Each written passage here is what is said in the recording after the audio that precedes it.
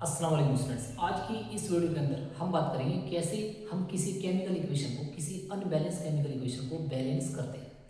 आज मैं आपको एक ऐसा मेथड बताऊंगा जो मेथड सबसे इजी है और ऑलमोस्ट 100% अनबैलेंस केमिकल इक्वेशन उससे बैलेंस हो सकती है। तो चलिए शुरू करते हैं। तो आज का हमारा टॉपिक रहेगा how to balance chemical equation.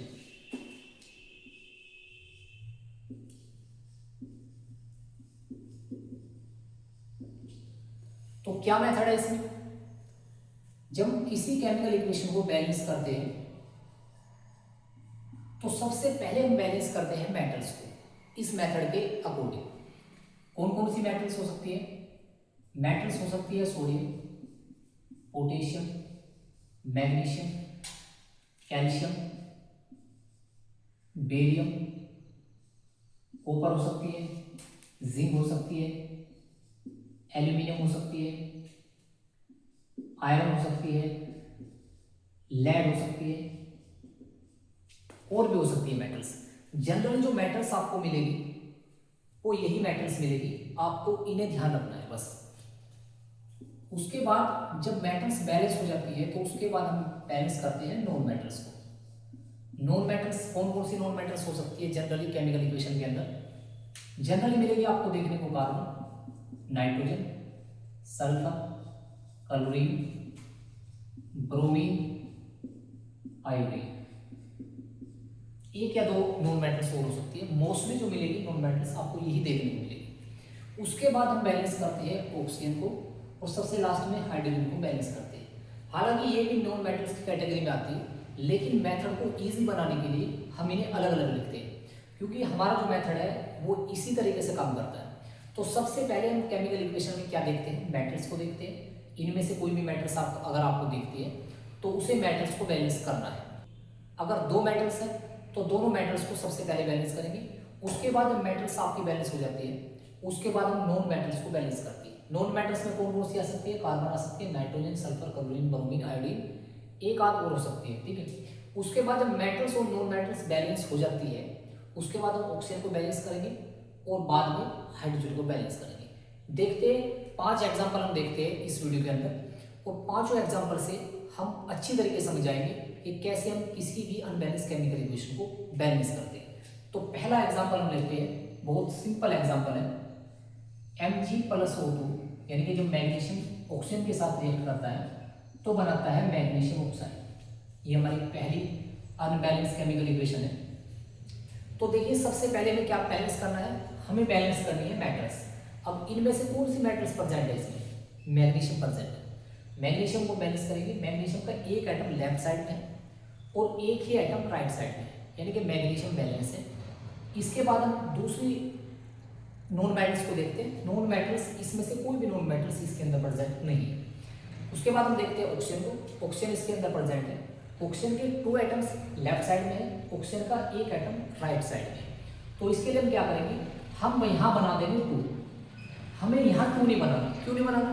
क्योंकि जैसे हम यहाँ 2 बनाते हैं तो फॉर्मूला चेंज हो जाता है। फॉर्मूला हमें चेंज नहीं करना। जो भी हमें नंबर लिखना है वो या तो यहाँ लिखना है स्टार्टिंग में, जो भी लिखना है इसके स्टार्टिंग में लिखना है, इसके ऑप्शन से पहले O2 से पहले लिखेंगे। ये जो नंबर होते हैं जो एटम्स के बाद लिखे होते हैं इन्हें हमें चेंज नहीं करना है। अब हम देखते हैं कि मैग्नीशियम का एक एटम लेफ्ट साइड में, लेकिन मैग्नीशियम के 2 एटम्स राइट साइड में। तो हम इसे बैलेंस करेंगे। यहाँ बना देंगे 2। अब मैग्नीशियम के 2 एटम्स लेफ्ट साइड में, मैग्नीशियम के 2 एटम्स राइट साइड में, यानी कि मैग्नीशियम कैसी है? बैलेंस है। ऑक्सीजन के 2 एटम्स लेफ्ट साइड में है, ऑक्सीजन के 2 एटम्स राइट साइड में, यानी कि ये जो 2 है ना, ये मैग्नीशियम का भी काउंट होगा और ऑक्सीजन का भी काउंट होगा। तो ये कैसी इक्वेशन होगी? अब बैलेंस केमिकल इक्वेशन। इसके बाद हम दूसरा एग्जांपल देखते हैं। C+O2 gives CO। Carbon oxygen के साथ रिएक्ट करता है और बनाता है कार्बन मोनोऑक्साइड। ठीक। सबसे पहले मेटल्स को देखते हैं। इसमें कोई भी मेटल्स प्रेजेंट नहीं है। उसके बाद हम नॉन मेटल्स को देखते हैं। नॉन मेटल्स में कार्बन यहाँ प्रेजेंट है। कार्बन का एक एटम लेफ्ट साइड में है, कार्बन का एक एटम राइट साइड में है। उसके बाद हम बैलेंस करते हैं ऑक्सीजन को। ऑक्सीजन के 2 एटम्स इधर है, ऑक्सीजन का 1 एटम इधर है। तो इसके लिए हम क्या करेंगे, जब लेफ्ट साइड में यहाँ 2 है तो यहाँ भी हम क्या बना देंगे, यहाँ बना देंगे 2। अब 2 बनाने से ऑक्सीजन तो बैलेंस होगी, लेकिन जो कार्बन है वो अनबैलेंस होगी, तो उसके लिए हम यहाँ क्या बना देंगे, 2 बना देंगे। अब कार्बन के भी बैलेंस हो गया और ऑक्सीजन भी बैलेंस हो गया, यानी कि हमारी ये कैसी इक्वेशन होगी, बैलेंस केमिकल इक्वेशन। अब हम देखते हैं थर्ड एग्जांपल। बेरियम क्लोराइड जब H2SO4 के साथ रिएक्शंस करता है तो बनाता है बेरियम सल्फेट और प्लस बनाता है HCl। इस इक्वेशन को बैलेंस करेंगे। सबसे पहले हम बैलेंस कौन सी को करते हैं, मेटल्स को बैलेंस करते हैं। बेरियम यहाँ मेटल्स है, बेरियम का एक एटम लेफ्ट साइड में है, एक ही एटम राइट साइड में है, यानी कि बेरियम बैलेंस है। उसके बाद हम देखते हैं नॉन मेटल्स को। नॉन मेटल्स इसमें 2 है, इनमें से कौन सी नॉन मेटल्स है, तो क्लोरीन है नॉन मेटल्स और सल्फर। किसी को भी पहले कर सकते हो, किसी को बाद में कर सकते हैं, लेकिन नॉन मेटल्स को हमें बैलेंस करना है। क्लोरीन के 2 एटम्स इधर है, क्लोरीन का एक एटम्स इधर प्रेजेंट है, तो उसके लिए हम क्या करेंगे, यहां बना देंगे 2। अब क्लोरीन कैसी होगी, अब क्लोरीन होगी बैलेंस। उसके बाद हम सल्फर को देखते हैं। सल्फर का एक एटम लेफ्ट साइड में है, एक ही एटम राइट साइड में, यानी कि सल्फर कैसी है, बैलेंस है। उसके बाद जब हम नॉन मेटल को बैलेंस करते हैं ना, तो ध्यान रखना, जैसे हम नॉन मेटल को बैलेंस करते हैं हम दोबारा वापस देखते हैं मेटल्स को। तो कभी ऐसा तो नहीं हुआ कि हमने नॉन मेटल्स को बैलेंस करा और नॉन मेटल्स के चक्कर में अनबैलेंस होगी मेटल्स। तो मेटल्स अब भी बैलेंस है, बेरियम अब भी एक है और इस साइड में भी एक है, राइट। इसके बाद हम देखते हैं सल्फर को, सल्फर भी बैलेंस है। और उसके बाद हम देखते हैं ऑक्सीजन को। ऑक्सीजन के यहाँ 4 एटम्स इधर प्रेजेंट है, 4 ही एटम्स इधर प्रेजेंट है। लास्ट में, सबसे लास्ट में देखते हैं हाइड्रोजन को।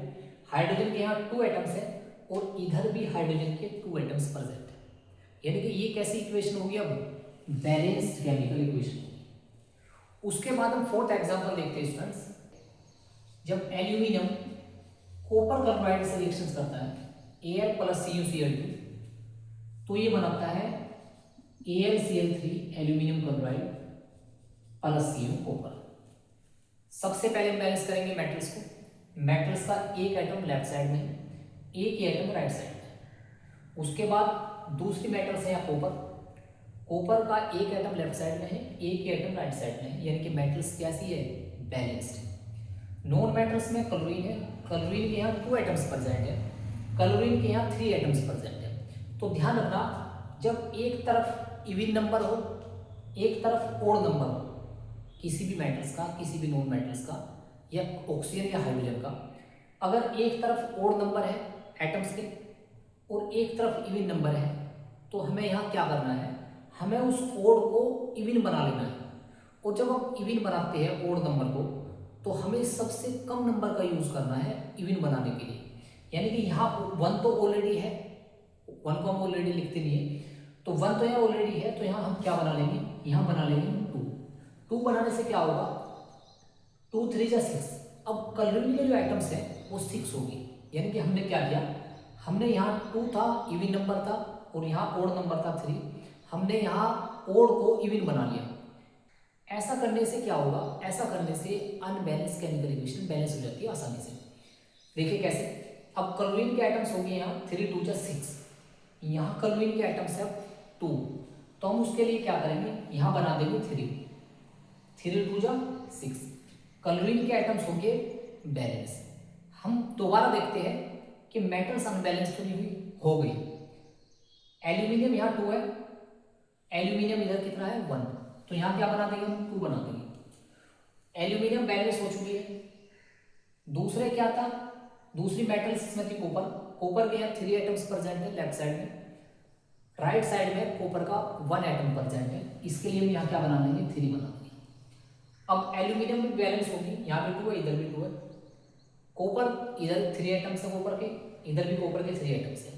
क्लोरीन के 3 2 जा 6 और 2 3 जा 6, यानी क्लोरीन, कॉपर, एल्यूमिनियम तीनों बैलेंस होगी, यानी कि हमारी इक्वेशन कैसी होगी, अभी बैलेंस केमिकल इक्वेशन। अब हम देखते हैं फिफ्थ एग्जांपल। तो फिफ्थ एग्जांपल में हम देखते हैं एल्यूमिनियम सल्फेट सोडियम हाइड्रोक्साइड के साथ जब रिएक्शन करता है तो बनाता है एल्यूमिनियम हाइड्रोक्साइड और सोडियम सल्फेट। इस अनबैलेंस केमिकल इक्वेशन को बैलेंस करेंगे। सबसे पहले हम मेटल्स को ही बैलेंस करेंगे। मेटल्स इसमें एक तो एल्यूमिनियम है और दूसरी मेटल्स है इसमें सोडियम। दोनों अनबैलेंस हैं, दोनों को हम बैलेंस करेंगे। इधर एल्यूमिनियम के 2 एटम्स प्रेजेंट है, इधर एल्यूमिनियम का 1 एटम प्रेजेंट है, तो हम क्या करेंगे, उसके लिए हम बना देंगे यहाँ 2। अब एल्यूमिनियम बैलेंस होगी।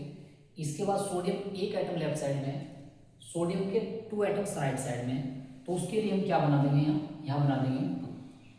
एल्यूमिनियम और सोडियम बैलेंस होने के बाद फिर हम बैलेंस करते हैं इसे नॉन मेटल्स को। नॉन मेटल्स में आपका एक कौन सा है, सल्फर है। सल्फर के यहाँ 3 एटम्स हैं। अगर आप चाहें तो SO4 को पूरे को इसे काउंट कर सकते हैं, यानी कि 3 SO4 लेफ्ट साइड में है, 1 SO4, ये जो SO4 है, एक राइट साइड में। तो उसके लिए हम क्या करेंगे, यहाँ बना देंगे हम 3। तो 3 SO4 हो गए राइट साइड में और 3 SO4 हो गए लेफ्ट साइड में। लेकिन ऐसा करने से क्या होता है, मेटल्स अनबैलेंस हो जाती है। तो मेटल्स को हम दोबारा जो है बैलेंस करेंगे। एल्यूमिनियम के 2 एटम्स लेफ्ट साइड में है, एल्यूमिनियम के 2 एटम्स राइट साइड में है, सोडियम के 2 एटम्स लेफ्ट साइड में है, लेकिन यहाँ अब एटम्स होगी कितने, 6 होगी। तो उसके लिए हम क्या करेंगे, यहाँ 2 को इरेज करते हैं और यहाँ बना लेते हैं हम 6। तो अब 6 एटम्स सोडियम के लेफ्ट साइड में है, 6 ही एटम्स राइट साइड में है। तो एल्यूमिनियम और सोडियम दोनों बैलेंस हो गए। सल्फर के इधर 3 एटम्स हैं, यानी कि SO4 3 है इधर, SO4 इधर भी 3 प्रेजेंट है, OH यहाँ 3 प्रेजेंट, 3 2 6 प्रेजेंट है, 6 OH है। इधर भी OH कितने हो गए, 6 हो गए। इस तरीके से हमने क्या करी, इस केमिकल इक्वेशन को भी हमने क्या कर दिया, बैलेंस कर दिया। तो आज हमने सीखा कि कैसे किसी भी केमिकल इक्वेशन को, किसी भी अनबैलेंस केमिकल इक्वेशन को बैलेंस करना कैसे है। वही मेथड हम यूज करते हैं। सबसे पहले मेटल्स को बैलेंस करते हैं। इनमें से जनरली मेटल्स आपको देखने को मिलेगी। मेटल्स को बैलेंस करने के बाद नॉन मेटल्स को बैलेंस करते हैं, यानी कि इन्हें बैलेंस करते हैं। नॉन मेटल्स को जैसे हम बैलेंस कर लेते हैं, फिर दोबारा देखते हैं मेटल्स को कि कभी ऐसा तो नहीं हुआ कि मेटल्स, नॉन मेटल को हमने बैलेंस करा और मेटल्स अनबैलेंस हो गई। दोनों को बैलेंस करने के बाद हम लास्ट में ऑक्सीजन और हाइड्रोजन को बैलेंस करते हैं। इस तरीके से बैलेंस करने के बाद हमारी जो केमिकल इक्वेशन है वो बैलेंस हो जाती है आसानी के साथ। मोस्टली 100% केमिकल इक्वेशन इससे बैलेंस हो जाती है, इस मेथड से। बहुत ही ज़बरदस्त मेथड है। तो आज की इस वीडियो में भी इतना ही। मिलते हैं इंशाल्लाह ऐसी नई वीडियो के साथ। All the best.